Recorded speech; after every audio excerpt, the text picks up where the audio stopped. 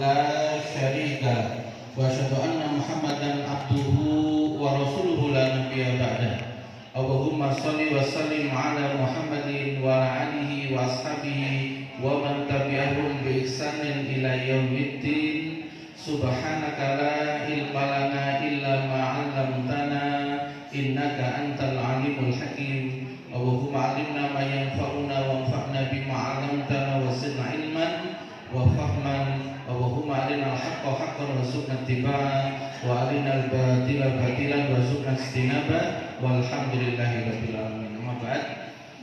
Ibu-ibu, akhwat fillah, saudara sekalian yang dirahmati Allah Subhanahu wa taala, syukur alhamdulillah sekalipun di luar mendung, moga-moga wajahnya tetap ceria sampai ke hati. Amin. Soalnya kalau nggak sampai ke hati itu berarti bukan original tapi KW. Kalau ceria yang KW itu biasanya kumat-kumatan ya, atau kambuh-kambuhan. Itu disebut dengan manusia kadang sadar kadang kumat ya. Bukan kesadaran hukum Bu. Itu kalau di Quran level nafsunya baru lawamah ya, surat Al-Qiyamah ayat 2.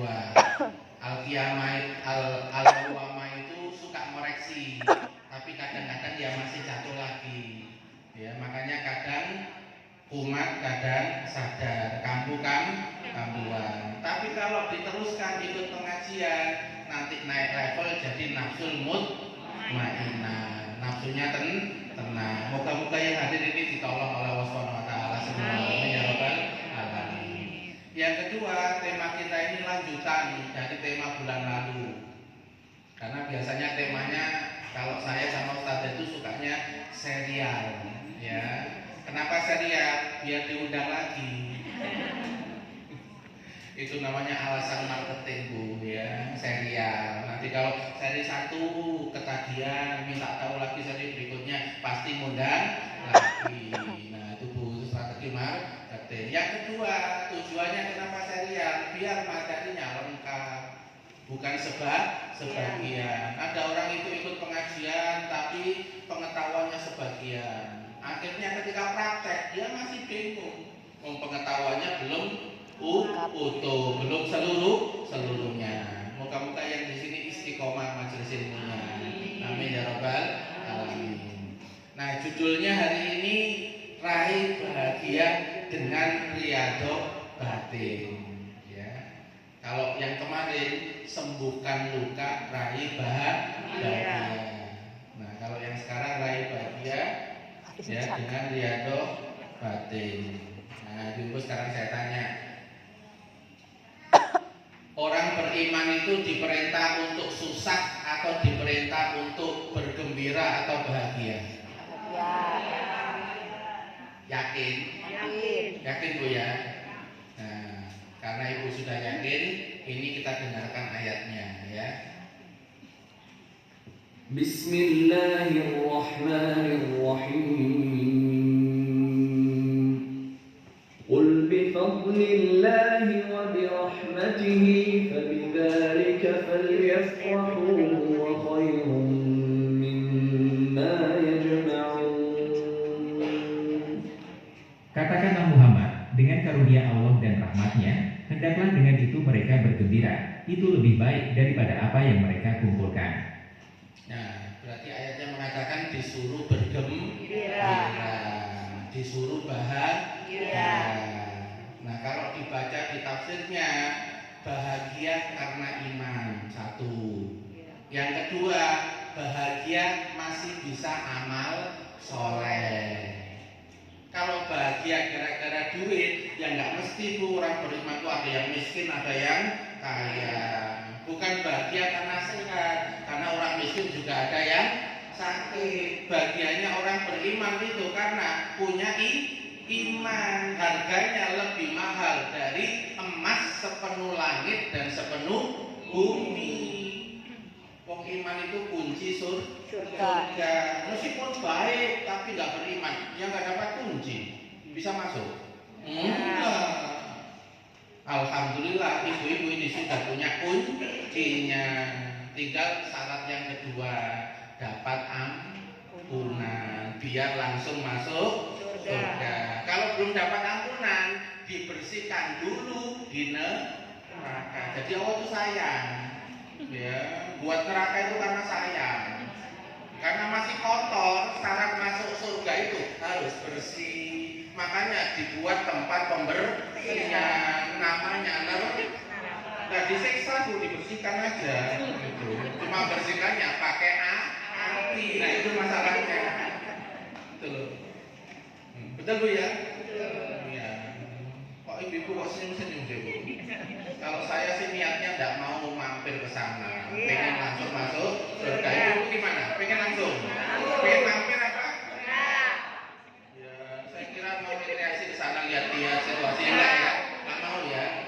Moga-moga ya Allah, semua yang hadir di sini langsung masuk surga.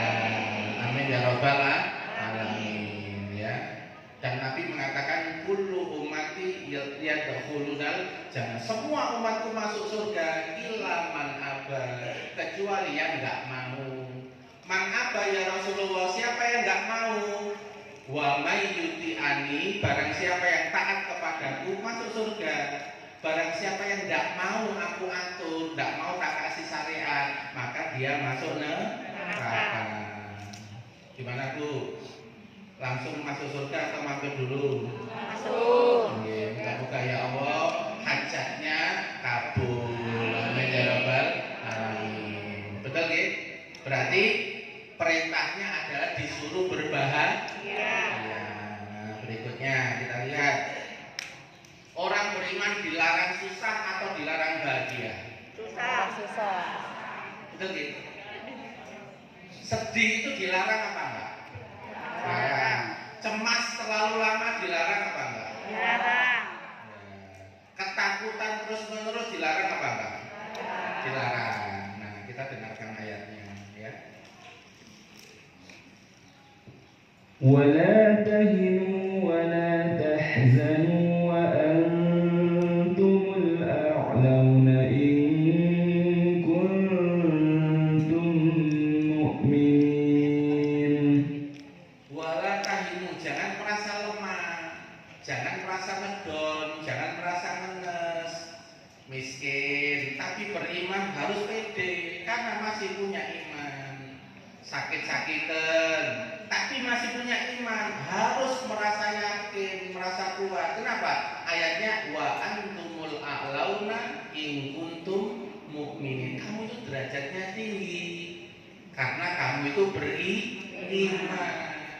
Ada orang sulihat gak karu-karuan Bu, tapi kafir gimana Bu? Mulia apa hina di sisi Allah? Hina. Meskipun sakit tapi beriman, mulia gak? Makanya kalau ada orang mukmin Bu ya, kok sering sakit-sakitan, itu berarti ngikuti derajatnya Nabi Ayub. Nah, derajatnya Nabi Ayub. Kalau ada mukmin sukanya itu pindah-pindah perumahan, terus kekurangan, itu derajatnya Nabi Isa alaihissalam gitu. Itu masih derajat Nabi Bu, lumayan ya. Tapi nomaden Bu, ya pindah. Betul. Tapi kok kaya, enak, berarti derajatnya Nabi Sulaiman. Nah, jenengan milih yang mana? Nah, itu masih belum nasib jenengan. Nggak tahu jadi apa enggak tahun depan, kita nggak tahu. Karena itu urusan panitia. Kita cuma peserta. Kok mesem-mesem Bu? Ya Allah. Boleh Bu, jenengan sekarang itu saya sakit, minta sehat boleh, miskin minta kaya boleh, tapi yang lengkap. Ya Allah, sehat yang barokah, kaya yang dermawan, solih, bantu umatnya Nabi, biar manfaat, bukan gaya-gayaan, sekedar kaya. Ada nggak Bu orang kaya gaya-gayaan sok-sokan? Ada juga yang pelit, ada lah. Itu kalau masuk kuburan itu gak ada yang nganter. Iya, saking pelitnya. Mungkin ya. Betul Bu ya, ternyata kita dilarang untuk susah. Itu coba berikutnya kita lihat. Nah, ternyata informasi dari para ulama, orang nanti meninggal itu sesuai kebiasaannya. Ini kebiasaan itu susah, ngenes, pas mati ya ngenes. Israel kok sekarang jangan dong, jangan.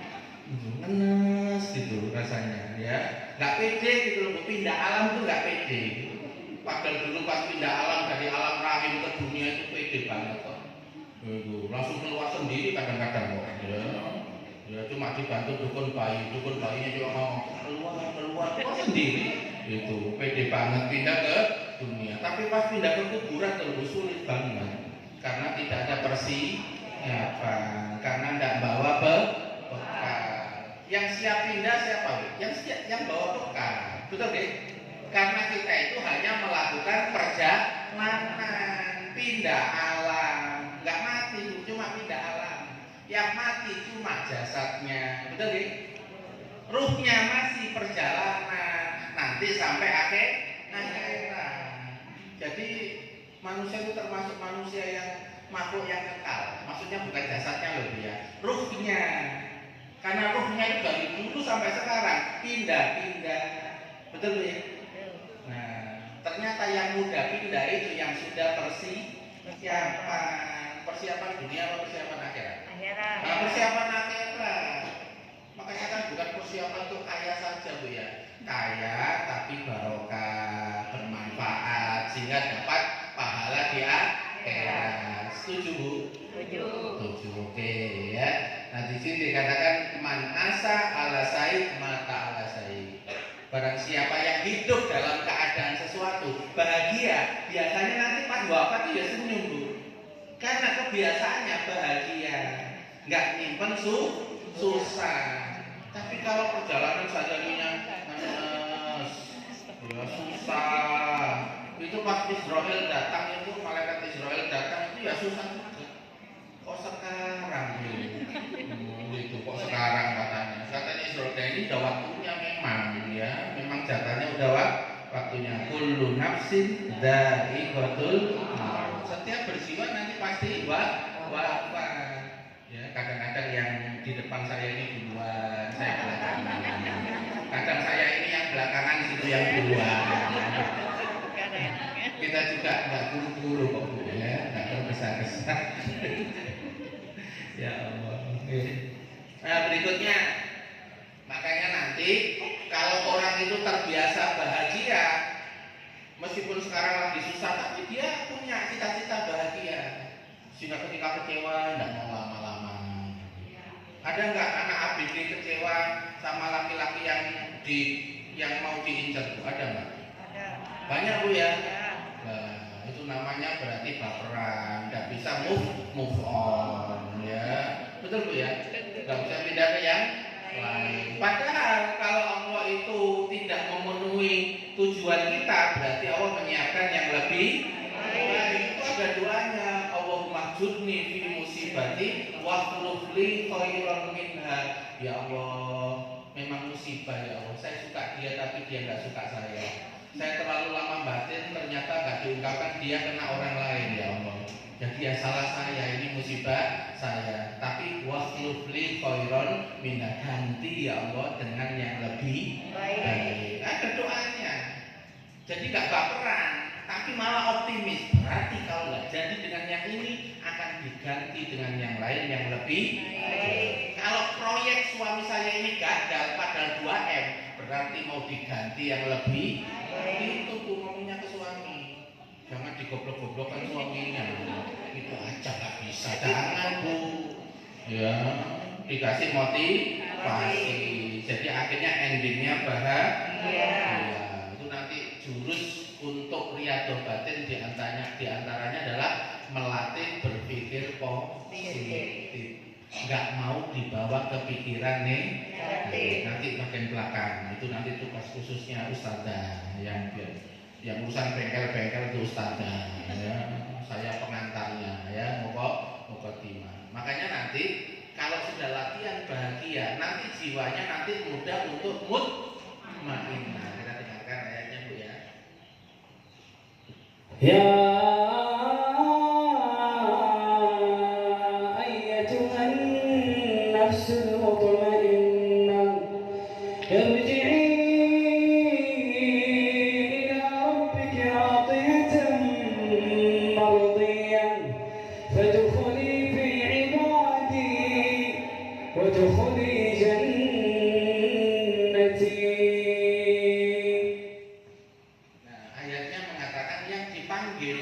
Allah SWT itu adalah orang yang mutmainah, malah dipanggil, malah ditunggu-tunggu sama Allah. Karena mau dimasukkan surga sesuai kemauannya, monggo silakan. Berarti terhormat nggak kalau orang itu mutmainah? Berarti orang yang sering bahagia, orang beriman sering bahagia, nggak mau susah jiwanya, itu di hadapan Allah terhormat apa enggak? Terhormat. Bahkan dipersilakan, silakan masuk surga yang mana, pintu yang mana, monggo silakan. Jenengan ibu mau yang kayak gitu? Mau ya Bu ya?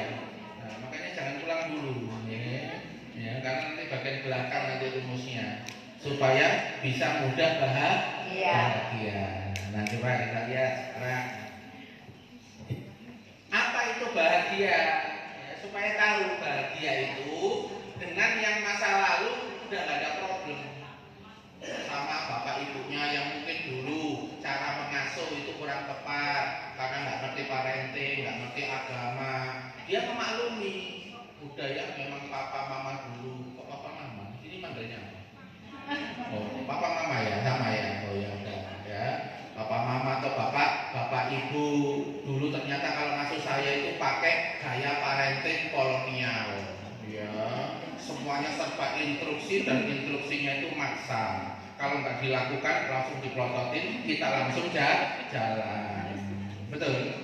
Nah, karena memang tahunya itu. Dan waktu itu belum ada internet, belum ada informasi, kita ya nurut. Tapi kalau gaya itu kita pakai sekarang, kira-kira anak-anak kita gimana? Lawan. Kira-kira gimana? Lari. Ya, kata Imam Ali, didilah anakmu sesuai zamannya. Karena anak sekarang sudah banyak terima informasi. Ibaratnya itu kayak orang yang merasa pintar sebelum belajar banyak. Padahal kita orang tua itu pengalamannya banyak. Tapi anak-anak kita merasa ilmunya banyak. Akhirnya kadang-kadang bantah. Ini kan beda tipis Bu ya. Orang anak pintar sama anak bantah kan beda tipis. Karena pintar dia akhirnya pintar bantah loh, beda tipis. Betul Bu ya? Nah itu yang dinamakan dengan masa lalu. Oh ya, yang orang tua saya itu nggak ngerti agama, nggak ngerti parenting. Kalau dulu pernah menyakiti saya, ya udahlah, tak maafin. Itu namanya masa lalu, nggak ada sedih, nggak ada ngenes, nggak ada yang namanya menyimpan kemarahan, nggak ada menyimpan kecewaan, nggak ada. Ini yang hadir ada nggak yang menyimpan kecewaan pada pasangan? Ya, kalau ada, nanti jadinya susah bahagia. Harus segera move on. Ya. Karena bahagia itu dengan masa lalu itu selesai. Itu. Dengan yang sekarang juga tidak ada kecewa, tidak ada jengkel. Ustaz nggak boleh kecewa, nggak boleh jengkel. Boleh, tapi nggak boleh lama-lama. Ya, maksimal 3 hari.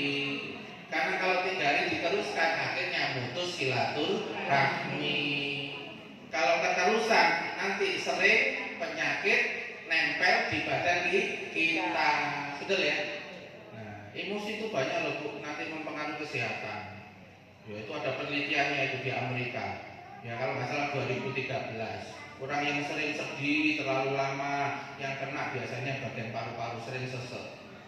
Ya, karena saya bingung, nafasnya nggak bisa.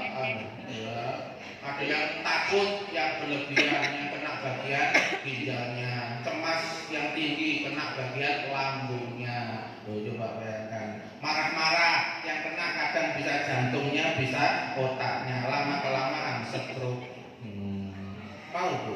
Enggak. Berarti kalau enggak berarti berakal sehat. Enggak mau yang sakit. Betul Bu ya? Jadi dengan yang sekarang itu nggak suka kecewa lama, nggak suka jengkel lama, ya itu namanya bahagia. Dengan yang akan datang nggak cemas, nggak khawatir, nggak cemas dengan anaknya, nggak cemas dengan suaminya di kantor, nggak cemas dengan keuangan.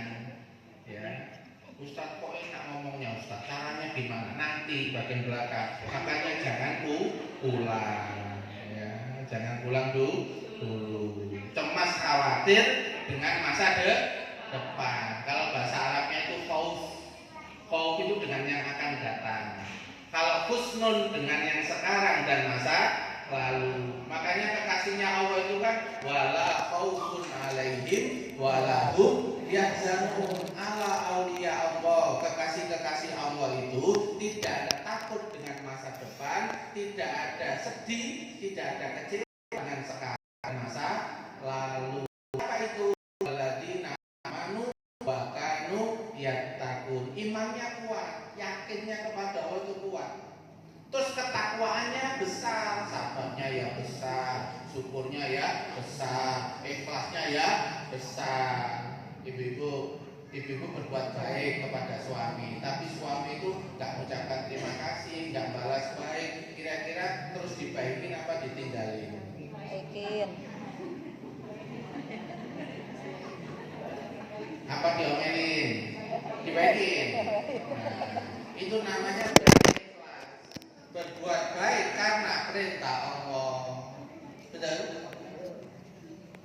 Nah, ada yang dibaikin, ada yang diomelin katanya. Campur plus minus. Ya. Ibu-ibu mohon maaf ya.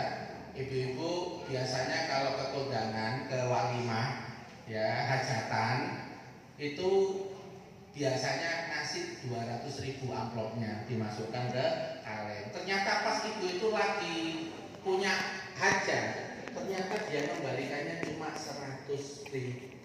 Kira-kira dipikirin apa dibiarin? Apa ditagih? Karena ada catatannya. Milih yang mana? Kalau dibiarin, nggak diingat-ingat itu namanya bahagia. Karena ingat balasannya Allah. Kalau dibalas makhluk itu kadang sama, kadang kurang. Tapi kalau dibalas Allah, Allah itu asyakur, zat yang pandai membalas. Waktu Ibu Ramadan dulu amalan cuma 1 jam, tapi pas Lailatul Qadar dapatnya banyak apa? Oh banyak. Tapi rata-rata manusia itu mengharap-harap balasannya Allah atau balasan makhluk. Makanya gak bahagia. Betul ya Bu ya? Orang bahagia itu kalau gak dibalas makhluk malah dia seneng. Berarti kalau kebaikan saya gak dibalas makhluk, berarti langsung dibalas sama Allah. Dan balasan Allah itu sangat besar. Ya, nanti dibuka di dalam surat Al-Insan Bu. Ya, ayat 9 dan 10. Di sana dikatakan apa? Ya, di sana dikatakan bahwa nut'imukum liwajhillah la nuridu minkum illa jazaa'u wa syukura. Kami memberi makan orang lain, baikin orang lain semata-mata karena Allah, berbuat baik karena Allah, tidak mengharapkan terima kasih dan tidak mengharapkan balasan dia, tapi mengharap balasan Allah. Makanya Bu, jenengan kalau sudah baik sama anak, sama pasangan, kok masih belum dibales sama pasangan dan anak, itu tandanya yang balas adalah Allah. Dan balasan Allah itu bisa di dunia, bisa di akhirat. Orang itu mudah bahagia nggak Bu? Kalau yang diingat itu balasannya Allah. Kalau orang itu ingat dan harap-harap balasannya makhluk, itu kira-kira sering kecewa atau sering bahagia? Oh, udah tahu sebenarnya, udah tahu, ya. Nah ini ya. Nah sekarang ini ada perbedaan Bu antara bahagia itu dengan senang. Ya, bahagia itu dengan senang. Misalnya ya, siang-siang seperti ini Bu ya. Kan potensinya ngantuk. Terus saya itu dibuatin kopi. Itu kira-kira senang apa bahagia? Senang dan bahagia. Ya. Senang itu karena apa? Terpenuhi harapan. Berarti tadi sejak saya di Tanjung Sari itu udah harap-harap. Moga-moga ya panitia itu buatin kopi. Karena udah siang-siang, terus tadi itu belum sempat istirahat. Buatin kopi ini berarti menambah supaya kuat ceramahnya. Itu namanya berharap Bu. Terus kemudian namanya senang. Kalau bahagia itu Bu, kalau bahagia itu dikasih nggak dikasih tetap bahagia. Meskipun nggak disuguhi kopi, alhamdulillah masih hidup satu. Alhamdulillah masih sehat. Yang ketiga, alhamdulillah bisa ceramah. Itu yang membuat bahagia. Kenapa? Karena bersyukur. Meskipun nggak dihidangin kopi, alhamdulillah masih hidup. Daripada dihidangin kopi, orangnya sudah mati. Itu daripada dihidangin kopi, orangnya sakitan. Alhamdulillah sekarang sehat. Betul Bu. Jadi yang namanya bahagia itu Bu, mau sesuai sama harapan atau nggak sesuai, dia selalu bahagia. Kenapa? Karena takdir Allah atas kenyataan itu di luar kuasa kita. Betul apa enggak Bu? Kayak saya tadi Bu, pengennya berangkat Bu ya, itu lancar nggak ada hujan. Ternyata di tengah perjalanan dikasih hujan. Nah itu kalau kemudian menerima, alhamdulillah. Ya, yang diingat kalau hujan doanya ini mustajab, mumpung hujan dipakai doa. Mikirnya itu dibawa ke positif sehingga tetap bahagia. Iya. Saya tanya Bu, ada nggak orang itu sakit tapi tambah menus? Ada nggak? Banyak Bu ya. Tapi ada nggak orang sakit tapi jiwanya itu lapang, damai? Ada nggak? Nah, apa yang membedakan Bu antara yang sakit itu menes tadi dengan yang damai tadi? Apa yang membedakan? Iman. Ya iman. Yang membedakan kualitas jiwa.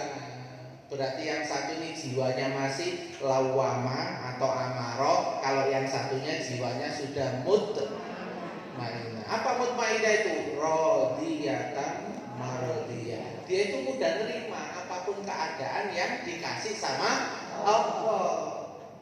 Dia itu mensyukuri apa yang ada, bukan mengeluhkan yang tidak ada.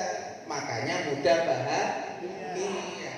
Sekarang saya tanya Bu, Ibu kalau punya keinginan terus gak terwujud, itu rata-rata kepikiran apa enggak? Ya, kepikiran. Semakin kepikiran terus kemudian tidak dapat, semakin bahagia apa semakin resah? Resah. Berarti yang membuat resah itu kenyataan apa kita sendiri? Karena ingat-ingat terus, kok belum, kok lama ya, kok segini ya, pakai kok itu ya. Itu menciptakan jiwa akhirnya susah. Padahal diberi sekarang, mau yang akan datang, mau diganti bentuk lain, itu urusan panitia. Kita ini cuma peserta. Bisanya ikhtiar semampunya. Dikasih kapan, dikasih dalam bentuk apa, atau malah nggak dikasih sama sekali, itu urusan panitia. Nah yang membuat orang susah itu peserta tapi gaya panitia. Bu, siapa yang terasa ini? Yang suka gaya-gaya panitia? Sepeda motoran, hujan lagi, protes sama hujan. Padahal panitia kita itu panitia hujan apa enggak? Yang ngurusin bentuk malaikat siapa? Malaikat siapa? Mikail malaikat Bu yang ngurusi hujan itu Bu. Nah kita itu protes sama malaikat untuk ngurusi hujan itu butuh ilmu astronomi dong. Pernah Ibu kuliah di ITS ITB untuk bisa menguasai ngatur hujan? Pernah Bu? Enggak toh? Loh. Mikail itu ilmunya enggak karu-karuan Bu, ngatur cuaca. Ada apa tuh? Gasnya. Makanya dalam arti kan tidak boleh mencela cuaca, karena cuaca itu ada panitianya. Kita ini cuma hak pakai, hak menggunakan saja. Itu panitia, padahal sudah usahanya nggak karu-karu, terus dikomeni sama peserta, tersinggung apa? Tuh tersinggung, ya kan? Betul Bu ya? Itu kita diajari empati sama panitia langit dan bumi. Jangan komen di luar kemampuan kita. Saya tanya Bu, orang yang menerima sama orang yang protes terus, mana yang sering bahagia? Tapi kita sehari-hari rata-rata itu membiasakan menerima atau membiasakan protes? Alhamdulillah.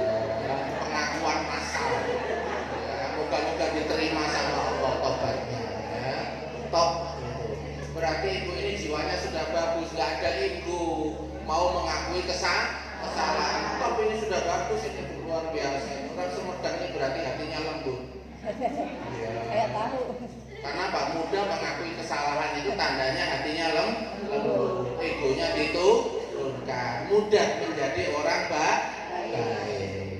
Betul ya? Nah, coba kita berikutnya. Bahagia itu perkara pilihan apa takdir? Pilihan. Pilihan. Pilihan Bu ya. Jangan ngomong takdir Bu. Ya, pilihan. Nah, kalau ini orang psikologi, kebahagiaan itu diciptakan, tidak datang dengan sendirinya. Ini orang psikolog ngomong ini. Ya. Yang kedua, ternyata untuk memilih bahagia itu butuh riyadhah batin, riyadhah jiwa supaya mudah bahagia. Nah, ini slide terakhir itu nanti bicara tentang riyadhah jiwa Bu, supaya mudah bahagia. Sekarang saya tanya, setelah dulu ngaji sama Ustazah, di dalam jiwa kita ini ada berapa organ jiwanya Bu? Ada 3 Bu ya.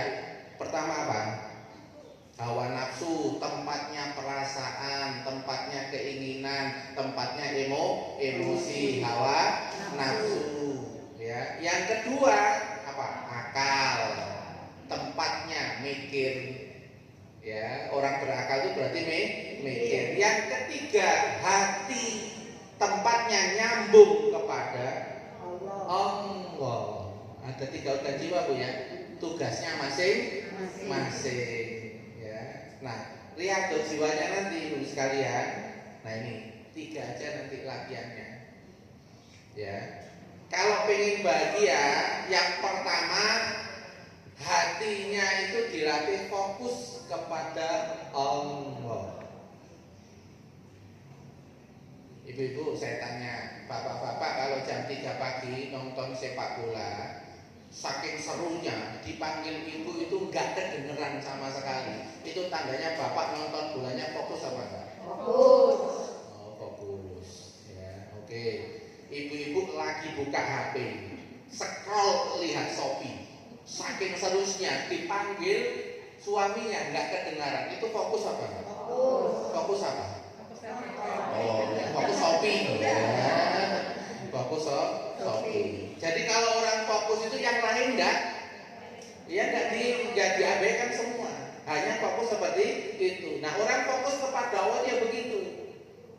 Ketika ingat Allah, ingat kekuasaannya, ingat kebaikannya, ingat kesempurnaannya, ingat pertolongannya. Ibu-ibu kalau mendalami sifat-sifat Allah, termasuk digambarkan di Quran pertolongan Allah, kira-kira kalau itu mendominasi Bu, kira-kira tentram enggak dengan? Tadi dibaca ala bidzikrillahi tatmainul qulub. Ingatlah dengan nyambung kepada Allah. Sadar kamu gak sendirian, ada Allah.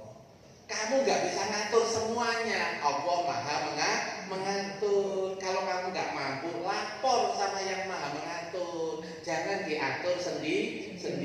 Ibu-ibu bisa gak mengatur hatinya suami? Tidak. Mengatur hatinya anak? Tidak. Makanya lapor kepada Allah. Ya muqallibal qulub. Allah itu pembolak-balik hati. Betul. Nah itu namanya apa? Latihan fokus kepada Allah. Coba kita lihat dulu. Ini di Al-Quran nih. Tentara Talut itu jumlahnya sekitar 300-an. Jalut itu puluhan ribu. Talut ini yang benar orang-orang baik, tapi ratusan jumlahnya. Berhadapan dengan puluhan ribu. Kira-kira kalau hanya menggunakan akal Bu, tidak menggunakan keyakinan, kira-kira lari nggak tentaranya Talut? 300-an melawan puluhan ribu. Kira-kira 300 ini lari apa? Lari. Tapi coba ayatnya mengatakan alladzina yadununa annahum mulaqu rabbihim. Mereka yakin bertemu dengan Allah. Lalu mengatakan berapa banyak kelompok yang kecil, jumlah yang kecil bisa mengalahkan jumlah yang besar karena pertolongan Allah. Akhirnya di kisahnya Talut dan Jalut, mana yang menang?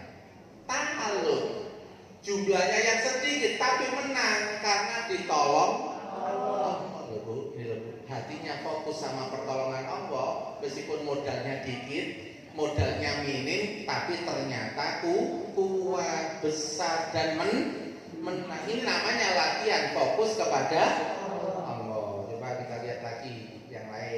ini Nabi Musa sama murid-muridnya dikejar sama Fir'aun dan tentaranya. Depan laut, belakang pasukannya Fir'aun. Menurut akal, ketangkep apa? Menurut akal, pikiran kita, ketangkep. Makanya sebelum ayat 62 ini, ayat 61, murid-muridnya Nabi Musa mengatakan apa? Inna lamudrakun, kami pasti ketangkep. Jadi murid-muridnya itu ragu, ditolong enggak? Enggak ingat apa? Tapi ingat laut sama ingat sama Fir'aun. Jadinya ngomongnya apa? Inna lamudrakun, kami pasti ketangkep. Beda sama Nabi Musa. Nabi Musa itu sudah punya chemistry, punya memori indah bersama dengan Allah. Betul nih? Sejak kecil ditolong sama Allah, bayi-bayi semua pada dipenggali, dibunuh, menjauhi istana, ketemu di gua, ketemu di hutan, dibunuh. Tapi Nabi Musa masuk istana yang membuat peraturan, tapi selamat apa enggak? Selamat. Yang meninggalkan istana malah ketangkep. Yang masuk ke dalam istana malah selamat. Tahu caranya Allah menyelamatkan Nabi Musa? Melalui istrinya. Karena istrinya itu lama gak punya anak sama Fir'aun. Terus lihat bayi Musa, kok seneng banget. Qurratuli wala, aku pokoknya seneng. Kon juga, kamu juga. Macam-macam. Suami-suami takut akhirnya suaminya Fir'aun kan raja Bu ya, tapi kalah sama istrinya, nurut tuh. Akhirnya Nabi Musa selamat. Betul, ditolong Allah kan? Ditolong. Betul ya? Waktu dengan tukang sihir, pakai tongkat, tukang sihirnya pakai apa? Tali-tali yang berubah seakan-akan menjadi ular. Ditolong Allah apa enggak? Nabi Musa disuruh ikhtiar melempar tongkat apa enggak? Disuruh ikhtiar semampunya, bawa tongkat dia lemparin tongkat. Ya, makanya ibu-ibu kalau ikhtiar enggak usah nabrak-nabrak, sesuai kemampuan aja, tapi hatinya nyambung kepada Allah. La yukallifu wa nafsan. Oh, enggak maksain, sesuai kemampuan aja. Kenapa kok harus maksa? Betul? Akhirnya selamat nggak waktu tukang sihir? Bahkan tukang sihirnya masuk agamanya Nabi Musa. Jadi sudah punya pengalaman. Hatinya fokus kepada Allah. Sehingga ketika dikejar, Nabi Musa mengatakan kalla, sekali-kali tidak. Innama iya Robbi sayahdin. Allah itu bersamaku sekarang. Karena Allah itu lebih dekat dari urat leher kita, menunjukkan Allah itu tahu kita, ngerti kita, dengerin kita, menyaksikan kita. Cuma tergantung hati kita. Kita nyambung ya Allah nyambung. Allah itu tergantung kita. Kalau kita ingat, Allah juga ingat. Kalau kita lupa, Allah juga lupain kita. Fadzkuruni azkurku, ingatlah kepadaku, aku ingat kamu. Nasunggoha fa'ansau, mereka lupa pada Allah, Allah melupakan mereka. Berarti yang main salah duluan siapa? Kita. Itu. Makanya ulama itu mengatakan Allah itu tidak pernah lenyap di dalam kehidupan Anda, tapi Andalah yang sering lenyap dari Allah. Karena terdistrak, terpengaruh yang selain Allah. Terpengaruh komennya suami, ngomongnya nggak enak, baperan, nggak inget sama Allah. Betul. Kelihatannya merenung Bu. Ya Allah, alhamdulillah. Siang-siang merenung, muka-muka nggak sampai ngantuk ya Bu ya. Kalau ngantuk harus baca doa Bismika.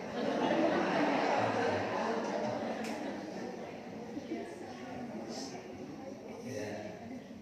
Itu latihan hati Bu, fokus. Ya makanya kalau ada apa-apa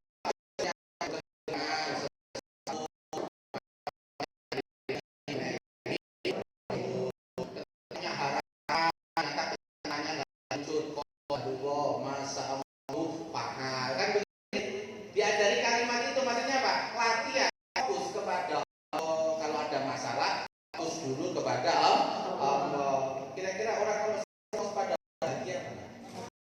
Karena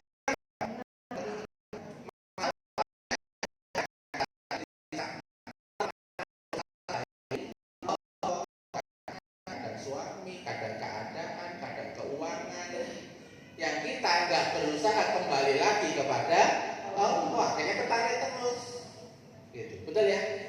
Yang kedua, latihan namanya positive mindset. Supaya sering bahagia, kalau ada sesuatu harus punya pikiran yang positif. Nanti kita ajari ya. Yaitu pola pikir yang memusatkan perhatian pada hal yang baik-baik aja. Misalnya lagi sakit, ada nggak orang tuh sakit lama terus pikirnya mati, ada nggak? Nah itu mikirnya negatif atau positif? Negatif. Padahal sakit lama bisa jadi sembuh. Masih ada kemungkinan sembuh. Ngapain mikir ke mati? Lebih baik mikir ke sembuh. Betul? Nah, coba kita lihat Al-Quran. Fa inna ma'al usri yusra. Quran itu mengajak positif apa negatif? Sesungguhnya di dalam kesulitan nanti akan dibarengi kemudahan. Kalau kamu kesulitan terus kamu jawab dengan ilmu, jadinya mudah enggak? Sulit itu karena belum ketemu ilmu. Sulit tapi mentalnya cemen, jadinya berat apa enggak? Berat, tapi kalau sulit mentalnya tangguh, ringan enggak? Ringan. Karena mental tangguh menjadikan kesulitan itu tantangan, bukan beban. Betul apa enggak? Nah, coba kita lihat latihan berpikir positif tentang kesulitan. Kesulitan adalah kesempatan untuk belajar dan tumbuh. Betul apa enggak? Berarti ada kesulitan, akhirnya kita mikir nggak tuh? Gimana ya caranya ya? Gimana caranya ya? Berarti ini kan ditantang sama Allah. Ayo belajar, ayo cari yang kreatif. Ketika belajar lalu berupaya, kita jadi bertumbuh apa enggak? Ilmunya tumbuh, mentalnya tumbuh. Betul apa enggak? Berarti kalau kita itu pengen menjadi lebih baik, butuh kesulitan apa? Butuh. Kesulitan itu sunatullah ada, diletakkan di dunia supaya kita tumbuh dan berkembang. Apa tadi Ibu? Dulu pas kita jadi anak-anak, ketika berangkat apa namanya gerangkang itu? Ya, sama Bu ya. Ya, perangkat. Ketika merangkak waktu kecil, kadang-kadang ada tantangannya apa? Pernah jatuh nggak? Nah, tapi ketika diterusin, akhirnya bertumbuh berkembang nggak kemampuannya? Nah itu maksudnya. Ya. Kedua, kesulitan adalah bagian dari proses menuju kesuksesan. Sepakat Bu? Yang sukses-sukses itu pernah nggak mengalami kesulitan? Banyak Bu, cuma kita nggak tahu ceritanya. Cuma tahu ceritanya sekarang sudah sukses, tapi sebelumnya mengalami kesulitan. Berarti kesulitan itu perlu apa? Perlu. Itu. Kesulitan adalah kesempatan untuk menemukan solusi yang kreatif. Betul. Dikasih kesulitan ini ketemu caranya, kesulitan ini ketemu caranya. Ada 20 kesulitan, akhirnya menemukan 20 cara. Akhirnya wawasannya tambah luas apa? Kreatifnya tambah kuat apa enggak? Kuat. Nah ini yang namanya berpikir positif. Tapi ada nggak orang tuh mengalami kesulitan, menunduk, putus asa? Berarti ini susah apa bahagia? Nah, susah karena mikirnya negatif. Coba kita lihat, mikir negatif tentang kesulitan. Kesulitan membuat hidup tidak nyaman. Fokus tidak nyamannya. Ya memang sulit itu tidak nyaman. Tapi kalau fokus sama tidak nyamannya, Anda nggak nyari ilmunya. Kok gini terus sih? Kok nggak enak sih? Betul ya Bu ya? Hanya komen sama tidak enaknya. Ya. Ada nggak radio klasik Bu? Ya dibunyikan persep-persep, dibesarkan mengecil, dikecilkan membesar. Ya rata-rata radio seperti ini Bu, kira-kira rata-rata solusinya itu dipukul, ditendang, atau dibawa ke reparasi. Rata-rata kebanyakan orang-orang. Oh dipukul Bu ya? Kan dipukul. Ya, dipukul itu berarti emosional apa rasional? Oh, emosional. Orang emosional itu susah apa bahagia? Ya, tidak siap dengan tidak nyaman. Padahal tidak nyaman itu sunatullah kehidupan. Dunia itu disetting memang tidak nyaman Bu. Karena masih dicampur orang baik, orang buruk dicampur, betul nggak? Enak dan tidak enak dicampur. Nanti kalau yang nggak dicampur nanti di akhirat dipisah Bu sudah kalau di akhirat. Surga itu enak saja, neraka itu tidak enak saja.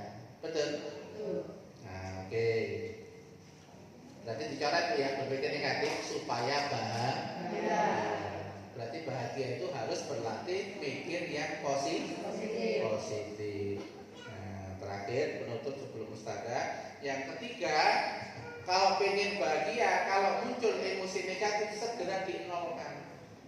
Kecewa, jangan diikuti kecewanya sampai ditadaburi kecewanya.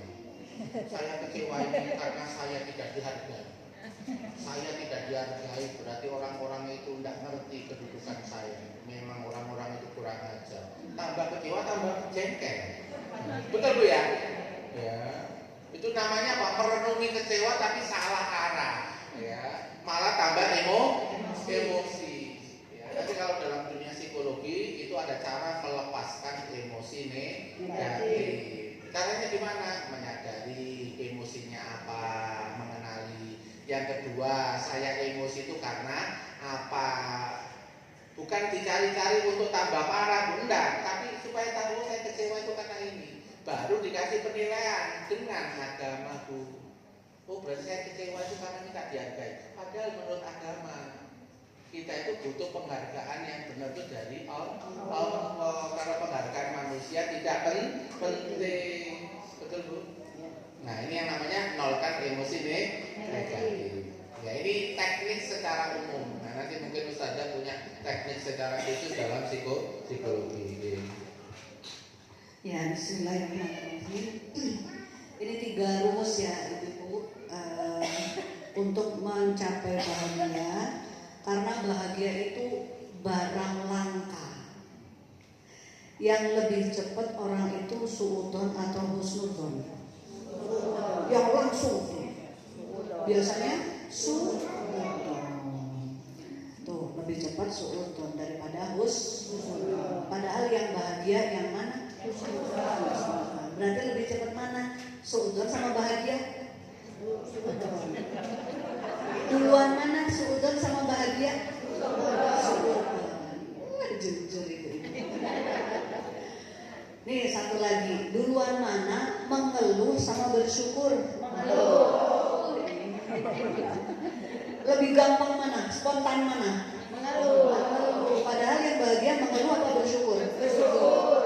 Berarti duluan mana mengeluh sama bahagia? Mengeluh. Tuh kita lihat. Kita tuh begitu. Duluan mana kecewa sama menerima?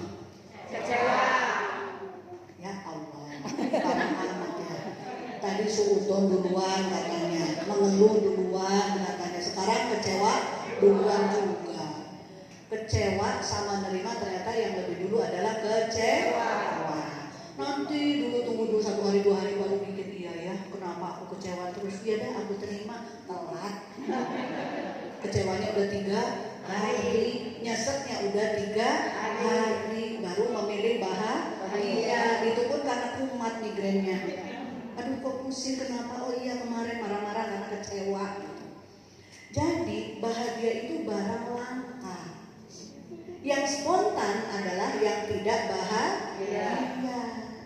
Karena itu kita butuh ilmunya Ibu. Karena semua manusia rata-rata yang duluan itu negatifnya.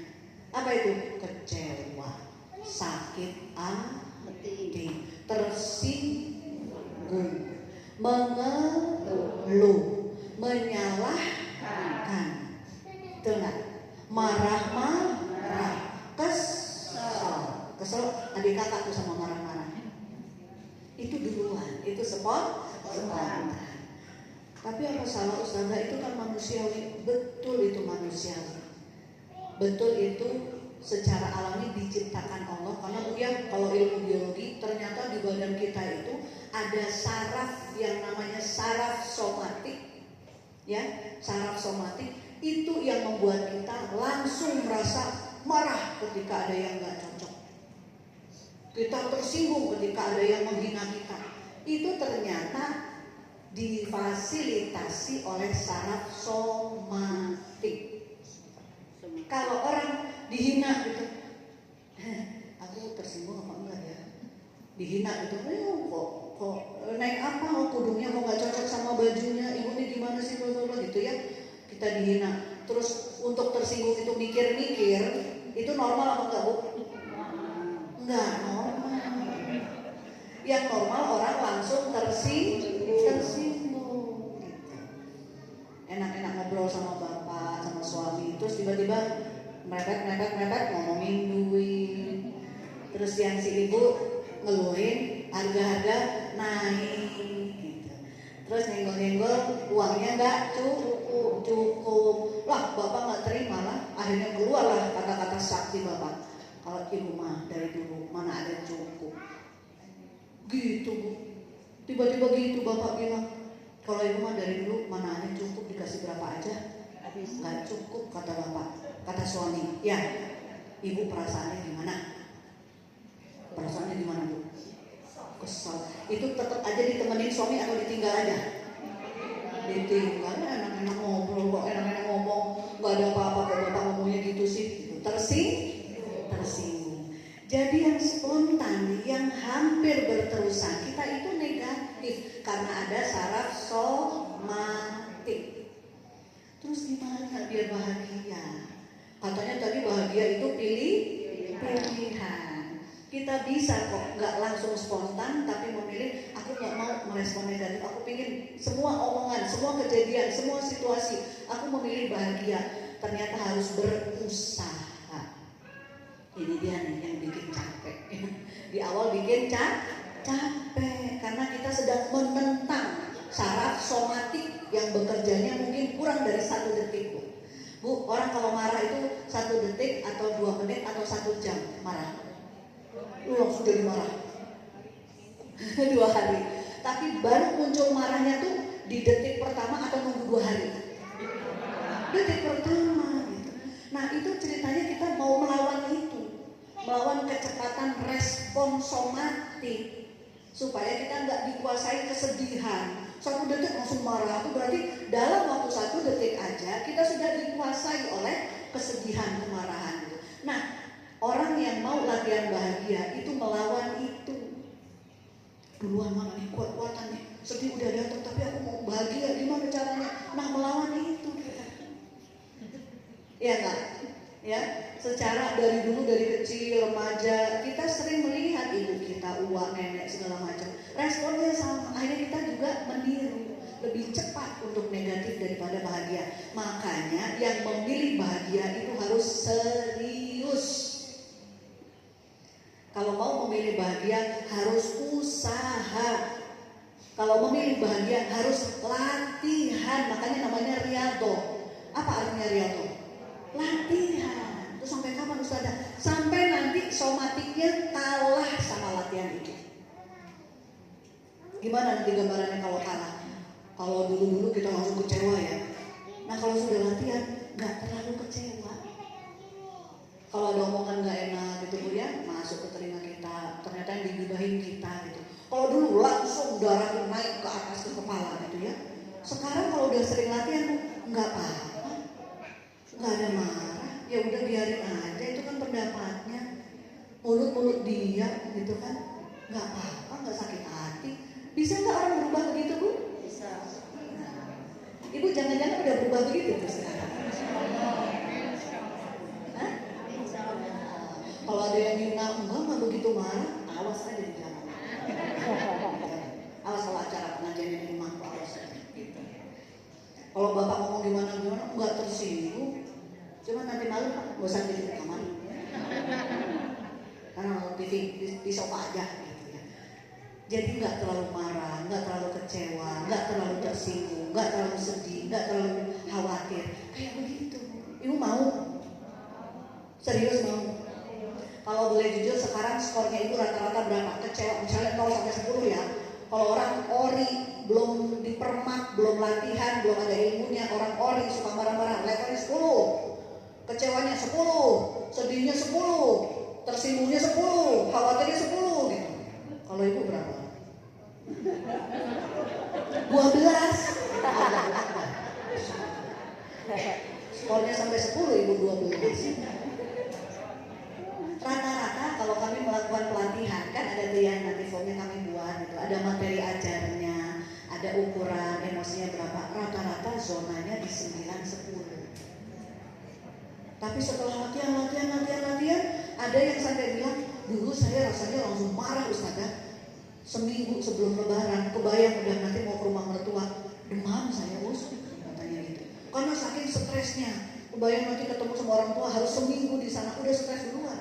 Seminggu sebelum pulang sakit. Tapi setelah latihan Ustazah kok saya aneh ya, kenapa anehnya? Kan kemarin mertua ke rumah, biasalah mertua tetap masak sop ada aja yang salah, bikin ikan goreng ada yang salah, bikin sambal dikomenin apa macam-macam. Tapi kok saya merasa flat ya, flat, nggak ada apa-apa, nggak ada marah, nggak ada apa gitu. Nah ternyata bisa ibu-ibu. Yang tadinya langsung ternyata kalau latihan bisa itu ditekan, ya saraf somatiknya tidak bekerja secepat dulu. Kira-kira lebih damai atau enggak? Damai. Dulunya kalau marah langsung tuh tanduknya keluar, gitu kan? Matanya serem, wajahnya serem, gitu. Karena langsung panas di dada kan? Apalagi nyesek, sedih, kelamaan gitu. Waduh, dada 10 tahun lebih tua wajahnya. Ya udah berkerut di sini, padahal masih umur 35. Coba nanti ternyata banyak tenangnya, marahnya nggak mentok, cuman level 2, level 4, hati berseri-seri, ya dada lapang gitu kan? Kira-kira orangnya itu banyak senyumnya atau banyak merengutnya? Banyak senyum. Kira-kira mukanya berseri-seri kinclong atau lipat-lipat? Kinclong. Kira-kira umurnya 5 tahun lebih tua atau 25 tahun lebih muda? Lebih muda. Kalau kebanyakan ibu kalau 25 tahun lebih muda, kasihan yang muda-muda kalau aku. Nah begitu ya. Jadi kuncinya apa? Pilih bahagia, serius memilih bahagia. Mumpung kita masih dikasih hidup. Karena ternyata kalau berlandaskan iman, memilih bahagia, setiap langkah latihan menuju bahagia itu meningkatkan iman. Karena apa tadi langkah pertamanya? Fokus kepada Allah. Jadi nggak main-main cari bahagia di dunia, ternyata juga buat menambah tiket VIP ke akhirat. Di dunia bahagia, masuk surga mulia, double. Memilih bahagia. Titik ya, ibu-ibu memilih bahagia ya. Waspada ya bahwa negatif atau nggak bahagia itu yang spontan, yang selama ini jadi kebiasaan. Nah sekarang untuk mencapai langkah ketiga, namanya urutan harus langkah kedua. Tapi langkah kedua hanya bisa kalau langkah pertama kita lakukan. Yang saya banyak melihat klien dan segala macam, kami juga ya dalam proses itu, ternyata orang kebanyakan gagal sejak yang pertama. Ternyata kita itu fokusnya nggak ke Allah, fokusnya kepada persoalan, fokusnya kepada harapan, fokusnya kepada kecewa hati kita, fokusnya kepada tuntutan pada orang lain gitu. Nah fokus kita tuh begitu. Nah ini yang dilatih nanti. Karena kata ulama begini, kamu akan bahagia ketika apapun ketentuan Allah kamu sepakat. Tenang, kamu sepakat. Mulai dari paksakan diri untuk sepakat, didik diri untuk sepakat sama keputusan Allah, sampai lama-lama kamu ngikut aja Allah mau memutuskan apa. Ini orang yang bahagia. Tapi kan syaratnya fokusnya ke Allah, fokusnya ke maunya Allah, kehendaknya Allah, bukan ke kehendak kita. Gitu. Ketika kita selalu menyelaraskan, sepakat dengan apa maunya Allah, nyiapin anak nanti SD, setelah SD ke pondok, dilatih kelas 5 udah nata kamar sendiri, kelas 6 udah lebih hebat lagi, udah makin siap ke pondok. Tapi ternyata lulusan dia menolak, udah dicoba masuk pondok, dia sampai menulis surat ke gurunya, ke orang tuanya, memohon-mohon supaya keluar dari pondok. Ada nih anak teman saya, padahal udah disiapin, udah masuk pondok.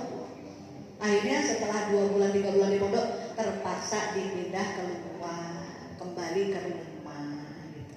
Nah orang tua gimana? Ya Allah, kecewa itu kan, karena udah disiapkan, udah masuk, nggak ada alasan tiba-tiba luar biasa penentang anaknya. Aku nggak kuat Umi, aku nggak bisa sama Umi, aku pulang aja ya Umi ya, cepetan ya, aku pulangin ya, aku tarik Umi, aku nanti jadi aku merojak aja rajin, aku udah kayak hidup kayak di pondok meskipun di rumah pokoknya sama Umi sama ayah.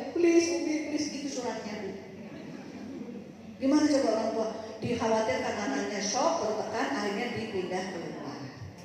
Nah, ini kejadian kira-kira urusan ibu sama anaknya atau urusan ibu sama Allah. Nah, ini ya, jelas-jelas ibunya yang punya harapan. Yang menolak harapan ternyata si anak. Yang jadi pertanyaan, dalam kejadian ini pada hakikatnya persoalannya adalah ada antara ibu dan anak itu atau antara Allah dengan ibu itu.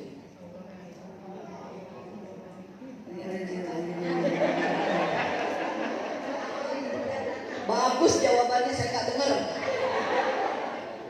Coba pertanyaannya, anak udah bikin kecewa ibunya. Ibu udah ngarep-ngarep anaknya masuk pondok, dibiayai semuanya siap, ternyata harus keluar juga sekolah biasa.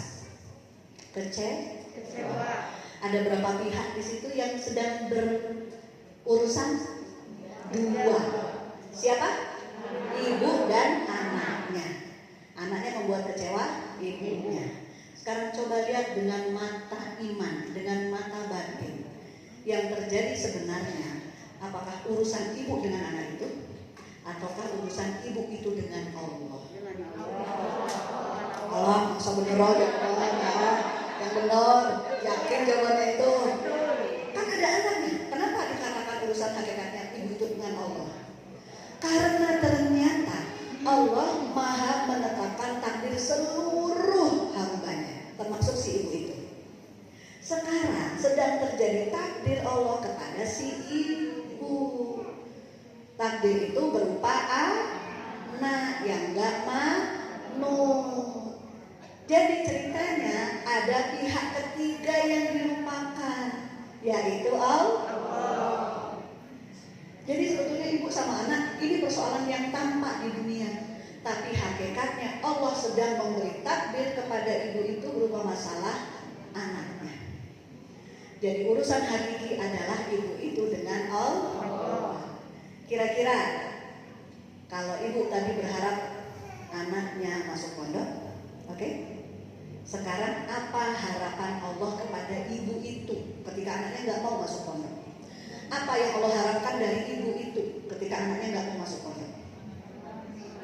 Menerima, ridho, husnul, tawadhu. Jadi dalam persoalan ibu dengan anak itu ada Allah di sana. Ini poin tadi Ustaz yang tidak tadi. Fokus kepada Allah kita sering hilang ibu. Ibu ke pasar atau pengajian, datang pengajian. Di mana nanti pengajiannya? Di RW 2. Wah, rumah RW 2 gede-gede. Nanti di rumahnya Bu siapa?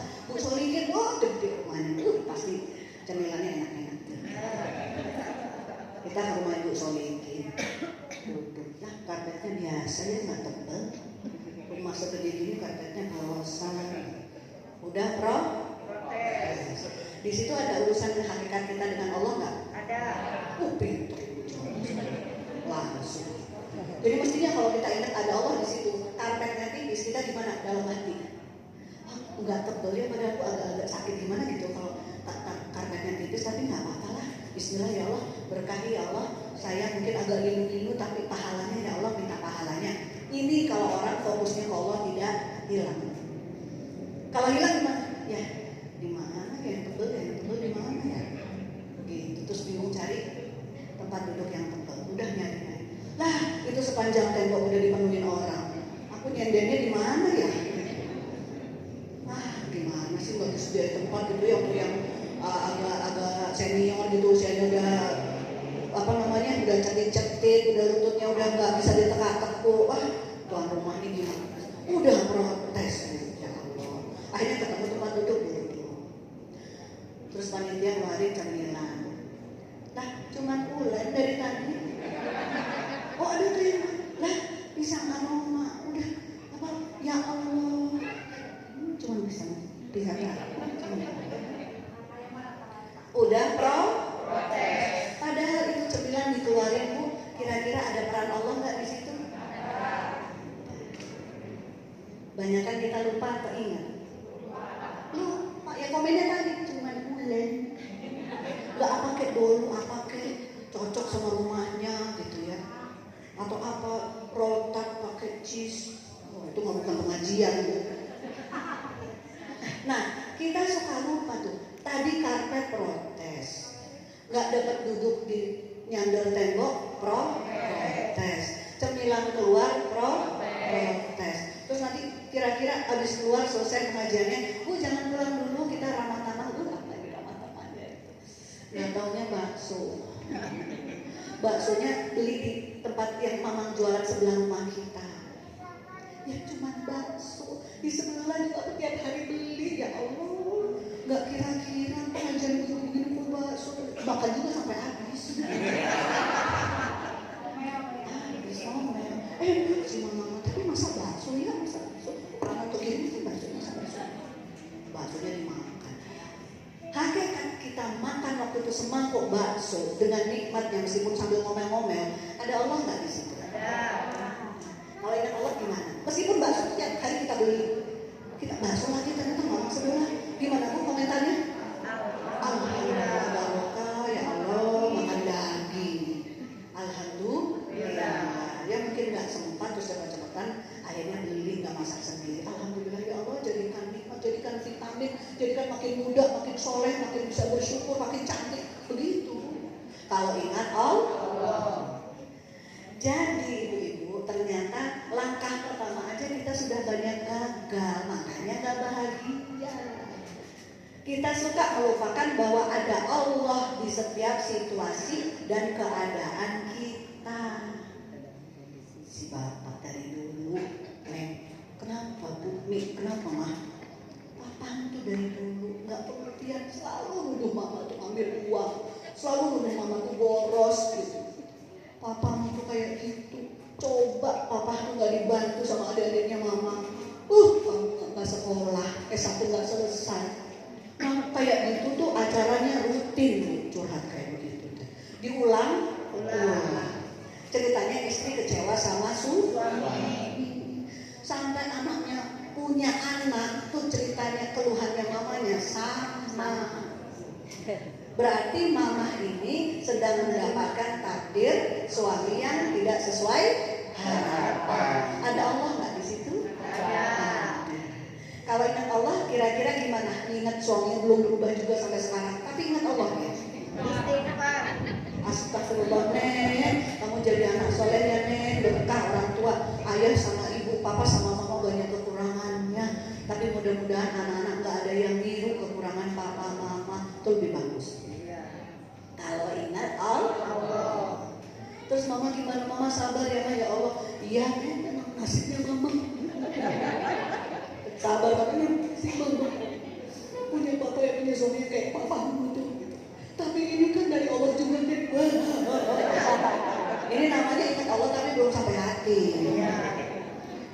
Karena kata-katanya nggak mau sampai menyinggung perasaan Allah. Allah itu maha hidup loh Bu. Allah itu maha mendengar, maha hidup.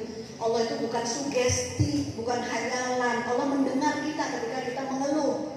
Allah mendengar kita ketika kita komplain. Allah juga mendengar kita ketika kita mau membagus-baguskan, mau bersyukur atas apapun yang Allah kasih. Allah maha mendengar. Gak apa-apa, suami gitu, jelek-jelek itu juga jadi tameng neraka. Aku sabar-sabarin deh ngerawat suami kayak lama-lama mati juga kok. Pas jelek-jelek jangan noleh ke aku guys. Ya, jadi ternyata kita suka terputus ingatannya tentang Allah. Kalau lagi sholat lagi dengerin ceramah, ya Allah, banyak banget dosa kita ya Allah. Begitu pulang, sandal hilang udah ngomel. Begitu buka pintu rumah berantakan, wah manggil bibi marah-marah, ya kan? Masuk kamar ternyata ada yang ngacak-ngacak kamar anak kita yang paling kecil, langsung dipanggil dibentak anaknya. Udah lupa lagi. Ingatnya cuma di majelis taklim. Ingatnya cuma kalau pengajian di masjid. Begitu keluar masjid, setannya udah nunggu di pintu. Yuk pulang sama aku yuk, kata setannya gitu. Nanti aku wasisu lagi kamu yuk, biar lupa lagi. Jadi kunci pertama untuk bahagia ini yang harus kita latih. Di mana-mana ada Allah. Dalam semua kejadian ada Allah. Ada ya? Oke, kita berhenti. sebagai contoh satu lagi ya Bu ya, kami dulu pernah punya klien, sebut aja si A, ya di satu kota. Si A itu pernah untuk beberapa bulan konseling persoalan rumah tangganya. Nah, setelah kami cari tahu masalahnya apa, kemudian ditelusuri sebabnya apa, akhirnya kami arahkan beliaunya untuk ke solusi begini, gitu ya. Terus diikutin arahan kami, ya, dilakukan langkah-langkahnya. Alhamdulillah masalah rumah tangganya selesai. Nah, salah satu yang penting yang kami garis bawahi, yang kami tekankan kepada si bapak itu untuk ridho, ya, karena ini takdir Allah. Ini takdir Allah, maka kita harus ridho. Itu solusi masalahnya pertama dalam rumah tangga. Nah, kira-kira berapa tahun kemudian gak pernah ada kontak, datang lagi ke kami untuk konsultasi masalah yang berbeda, masalah karyawannya, gitu ya. Ada kira-kira 5 tahun, 6 tahun gitu ya. Nah, kemudian kami ngobrol-ngobrol, intinya sama ternyata arahan kami. Bapak itu harus ridho karena ini takdir Allah lagi, gitu. Nah, ada pertanyaan dari beliau Bu, yang menurut kami menarik ya, lucu gitu. Beliau bilang begini, dulu Ustazah waktu masalah rumah tangga, Ustaz bilang bahwa ini takdir Allah, saya harus ridho. Sekarang masalahnya karyawan, terus Ustazah bilang ini takdir